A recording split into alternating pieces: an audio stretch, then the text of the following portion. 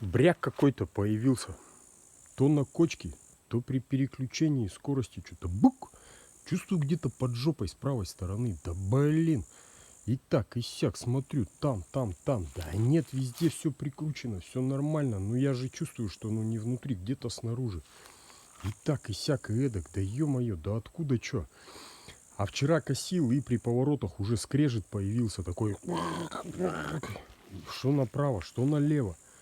Я вроде раз тормозну, раз скорость там, ну, что тронусь, так, сяк, да блин, да откуда чё? Что-то думаю, подшипник что ли раздавило, понять не могу.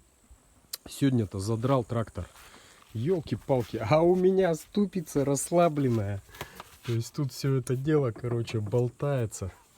Ну, на всякий случай крышечку вскрыл, посмотрел, все четко, там подшипник, все классно, все супер. Так что вот, имейте в виду.